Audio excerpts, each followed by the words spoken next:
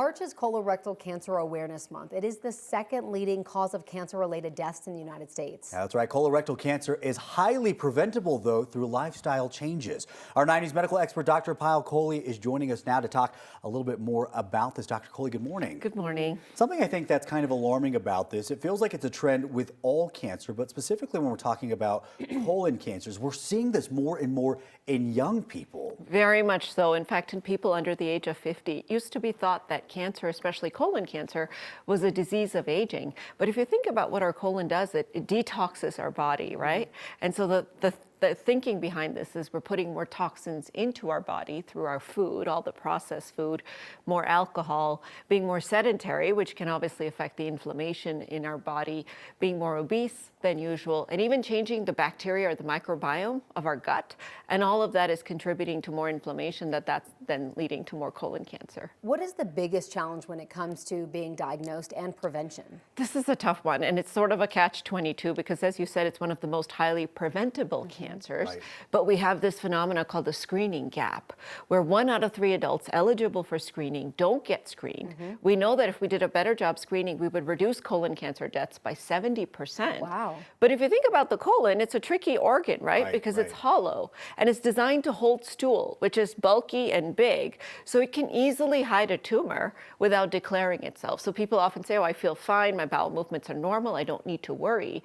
It takes a while for a cancer to declare itself, and by then it's often too late. In fact, even for cancer to bleed, it's only certain types of cancers and depending on the position. So even just checking your stool for blood is not often enough to screen. I mean, that's kind of alarming, taking into account what you just said and also the fact that we are seeing this in younger people. I mean, when should we really be considering our risk for colon cancer? Age 45 for most average risk people. And this has been a change in our thinking. It used to be 50, but the American Cancer Society and others said, you know what, we're seeing it in too many young people, go age 45. Now that's for average risk people.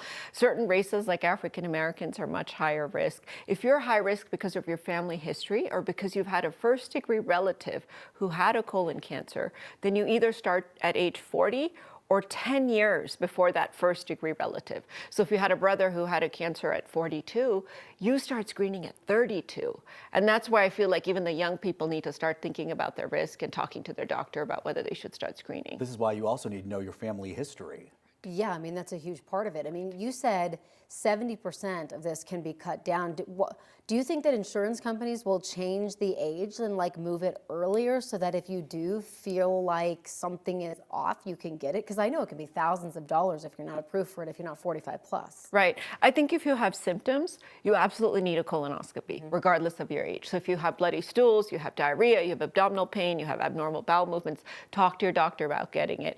Doing it on a population level is tricky. What we're working on doing is looking at biomarkers or blood tests that might be also able to help us if the cancer gives off DNA. It makes markers, it makes protein. So if you can start screening for that. Also, colonoscopy is an invasive procedure, so we have to weigh the risks, and it's once every 10 years. And in 10 years, a lot can happen. Yeah. But people often say, oh, well, I don't want to get a colonoscopy because I did the blood test with the stool and there's no blood. But it can even pick up precancerous polyps that never turn into cancer but would have.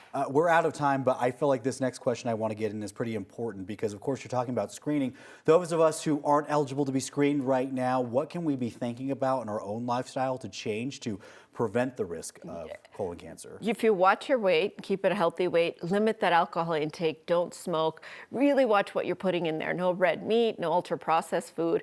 I mean, like I said, you've got a target sign on you now for colon cancer, so these lifestyle changes can make a huge impact. Keeping our gut healthy, that bacteria balanced, it can make a difference. Yeah, great information, Dr. Kohli. Thank you. And you can find all of Dr. Kohli's appearances at 9news.com/Dr. Kohli.